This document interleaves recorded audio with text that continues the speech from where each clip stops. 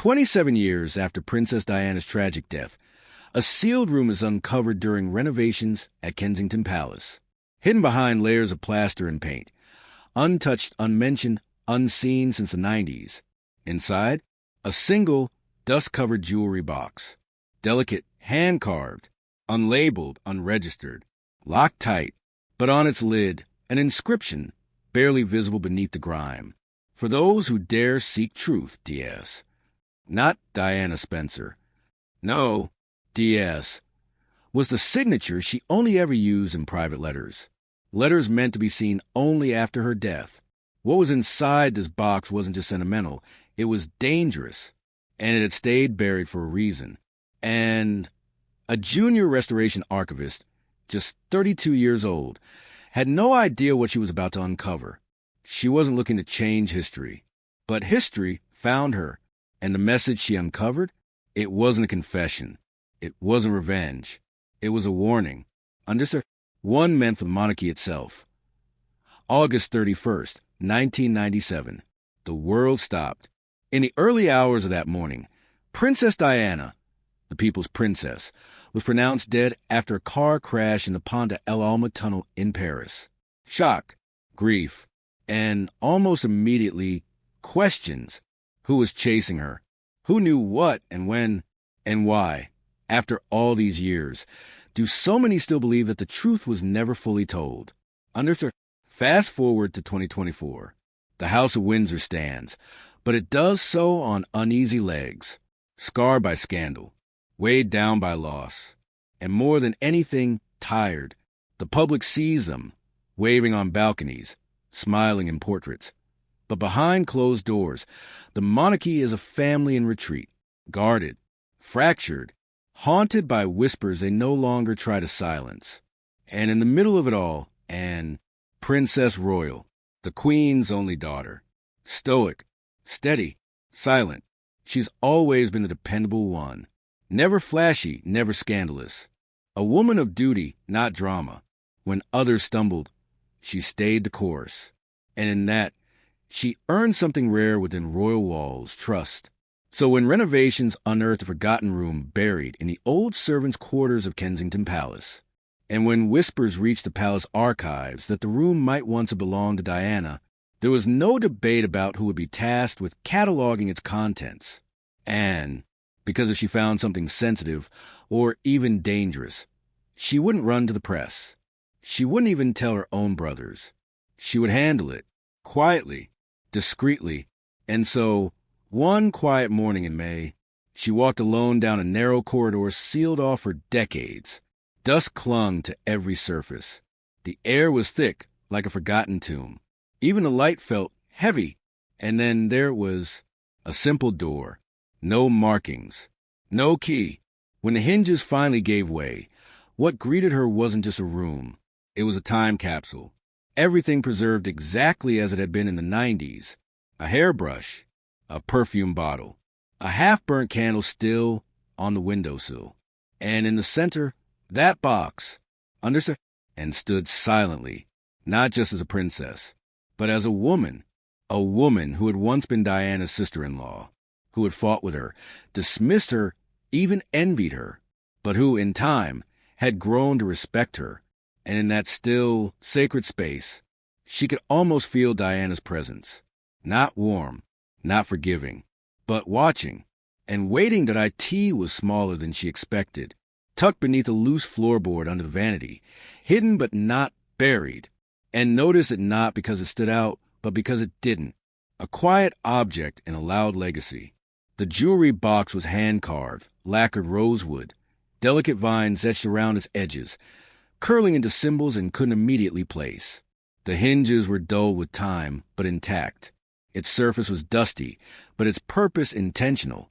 She ran her fingers along the lid, slowly, as if touching something alive, and then she saw it, inscribed in faint but unmistakable script, for those who dare seek truth. DS. Understood? Not to my sons. Not with love. Not even Diana. Just DS. Private, pointed. Anne felt it. That cold ripple that runs up the spine when something sacred has been disturbed. Her first reaction wasn't fear. It was disbelief. No official records. No inventory logs. Nothing in the archives, and it knew the archives. This box had never existed in the monarchy's eyes, which meant someone had hidden it, deliberately, carefully, with the hope, or perhaps the warning, that one day it might be found. She turned it in her hands. It was heavier than expected, not just physically, but symbolically. This wasn't memorabilia. It wasn't just jewels or letters. This was something else. A message, a mission, and felt it in her bones. And yet, she didn't open it. Not right away. Because, and unlike others in the royal fold, understood the cost of truth. She had seen what happened to those who exposed too much. Margaret, Harry, even Charles, in his own quiet way. The crown didn't forget, and it rarely forgave. So she stood there, box in hand, heart steady but racing. Not because she was afraid, but because she knew, understood, whatever was inside that box, it wasn't meant for the curious. It wasn't meant for gossip. It was meant for someone ready to carry its weight. And in that moment, and wasn't a princess. She wasn't a daughter of the queen box in the traditional sense. No tiaras, no pearls, not the heirlooms of a royal princess. What and found was a puzzle. First, a pair of earrings, simple but unfamiliar. Upon closer inspection, and notice fine engravings on the inner rim.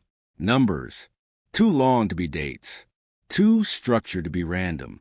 She scribbled them down. 37.422, 122.084. Coordinates, geographic, precise.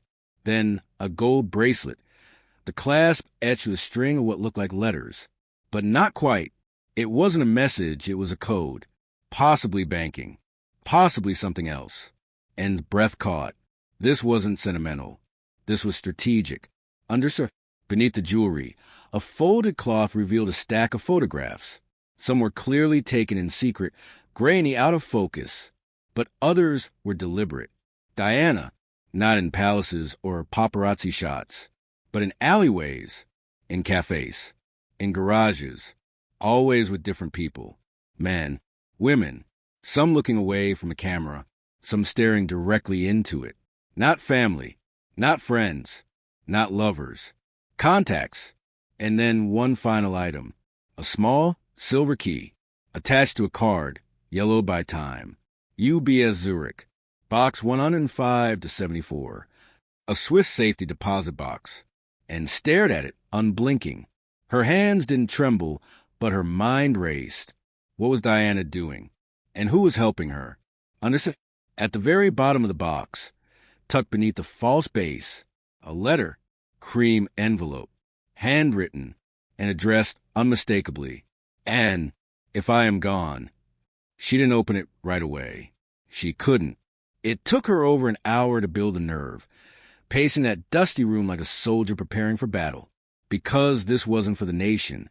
It wasn't for William, or Harry, or Charles. It was for her. She finally unfolded the letter. The ink was slightly smudged in places, like it had been written in haste or with tears. And the first line read, "If you're reading this, then they succeeded in silencing me." And froze. No royal training prepares you for that. No etiquette, no duty, no bloodline can shield you from the weight of those words. Diana's handwriting was unmistakable, elegant, but urgent. She spoke of being followed, of phones tapped, rooms swept for bugs, of people close to her, trusted faces, suddenly behaving differently, and of something she had discovered, something she wasn't supposed to know. Anne's eyes scanned the lines, each sentence hitting harder than the last. Truth is not what they protect. It's what they fear. I was naive to think they would let me walk away. There are things hidden in Switzerland. If you find them, burn nothing. Share nothing, unless you feel in your soul. And put the letter down, her heart pounding in her ears. This wasn't paranoia. This was strategy. Calculated. Intentional. And it was addressed to her. But why? Why, Anne? The one who never sought the spotlight? The one who had always kept her distance? She sat in silence. not as a princess, not as a representative of the crown, and sat alone in her private study at Gackham Park, curtains drawn, box open, hands trembling, inside the velvet lining. Beneath the first layer of photos and trinkets, a compartment snapped loose with a faint click. What lay beneath would change everything. A silver key, delicate, engraved and unmistakably foreign, taped to a folded note. Zurich, deposit box #71K. Beside it, jewelry, but not like anything Diana had worn in public. A bracelet with tiny numbers etched inside each charm. One, GPS coordinates. Another, a Swiss bank routing number, and recognized enough to know what she was looking at. This wasn't adornment. This was information. Then came the photos. Diana, not in ballrooms or red carpets, but in dim cafes, garages, private homes, always with different people, none recognizable, no security. In one photo, she's holding hands with an elderly woman and didn't recognize. In another, Diana is slipping an envelope under a church pew. This wasn't paranoia. This was preparation. And found it, tucked in the spine of the box, sealed with red wax. Her name, written in delicate, familiar script. And, please read if I'm gone. She didn't open it right away. Her breath caught in her chest. The paper felt warm in her hands.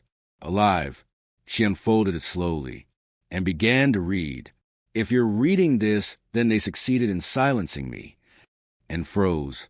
Her pulse pounded in her ears. The words were unmistakably Diana's. Elegant, raw, unmistakably real. It began in 1995. A gala in support of a children's charity. I discovered that the donations never made it to the hospitals, that names were forged, that someone or several had turned it into a laundering scheme. I confronted them. They laughed, told me I was naive, emotional, that I'd ruin the crown if I pushed further. From that moment, I wasn't just a problem. I was a threat and could barely breathe. Each line hit harder than the last. My staff began disappearing. Reassigned. Some simply vanished. My calls were cut. My breaks were checked. I started using decoys, switching cars, switching phones. William and Harry were too young to understand why I cried so much. I met a man, an old MI6 contact. He told me, "You're being watched. They know you're digging." I didn't care. I had to dig. I wanted to leave the UK, to take my boys, start over. But I was told they'd never let me. They said I'd disgrace the monarchy, that I'd cause a constitutional crisis. So I stayed, for them. But I knew it wouldn't end well. Anne's eyes blurred with tears, but she kept reading. Diana's voice echoed in her mind, not bitter, not angry, just resolved. I don't know who'll find this, or when, but if it's you, Anne, I trust you. You never liked me, but I think you saw me. And maybe now you'll understand why I couldn't stay silent. They will call an accident, but know that I tried. For William, for Harry, for truth. And lowered the letter slowly, her hands trembling, her eyes full. She wasn't someone who cried. She didn't allow herself that luxury. But tonight, she let it happen. Understood? Because in her hands, she held more than a letter. She held the final breath of a woman the world's. She scoured the numbers etched into the bracelet, cross-referenced them against maps, shipping records, charity databases. Zurich, Geneva, a small island trust registered under a false foundation name, Hope for Homes International. Each breadcrumb felt colder than the last, not just because of what they hinted at, but because of how carefully they'd been hidden. Understood? And then there were the cameras. She lived her entire life under a lens. But now, every flashbulb felt sharper. Palace security briefings took longer. Routine meetings were rescheduled. Her calendar, once sacrosanct, started to shift without notice. Someone was watching. Maybe always had been. She stopped taking the same car twice. Left her phone behind more often. She even scribbled notes by hand, then burned them in the fireplace when she was done. Something Diana had once said during a tense family dinner suddenly returned to her. They think I'm dramatic, but I've just learned not to ignore the quiet threats. Back then, and had scoffed, rolled her eyes, dismissed it as another emotional outburst. Now, she wasn't so sure. She remembered that same dinner. How Diana had arrived late, pale, distant, tense. How Charles had barely looked at her. How the Queen had kept her expression unreadable and had pulled her aside afterward, told her flatly to stop playing the victim. Diana hadn't argued. She just looked at her and said, "One day you'll see.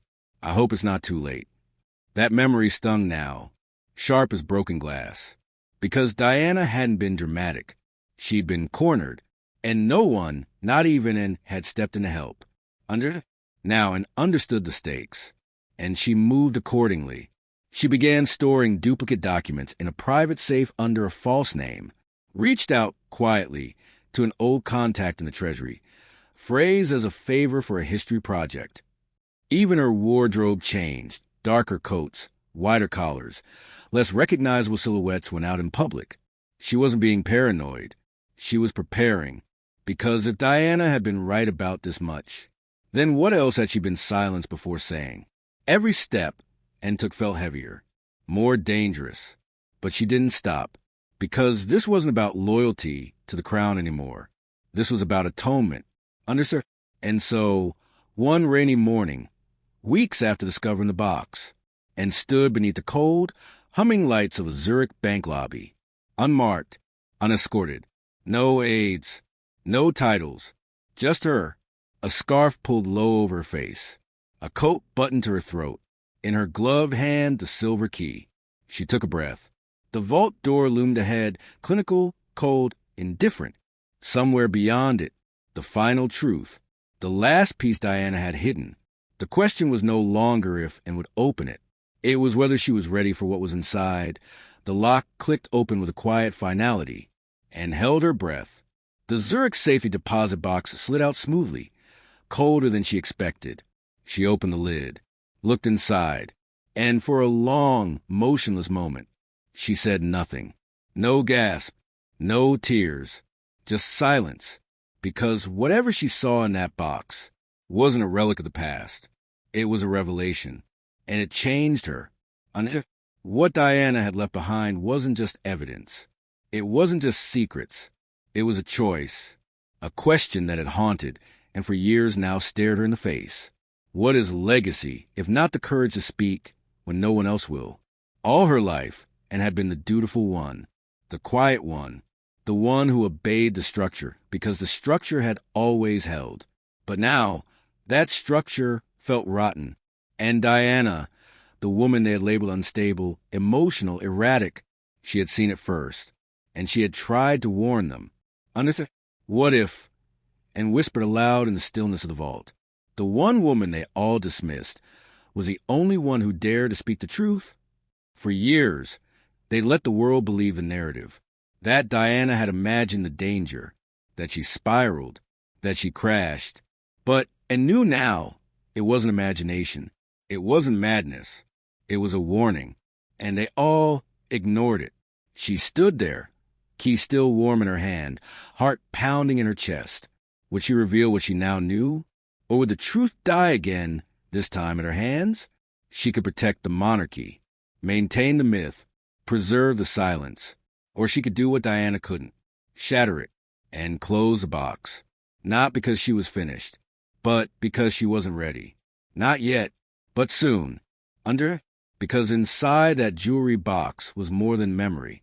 It was a mirror, and finally looked. Fade out. Soft piano. Grainy audio from Diana's final public speech echoes faintly. Carry out a random act of kindness without expectation of reward, knowing one day someone might do the same for you.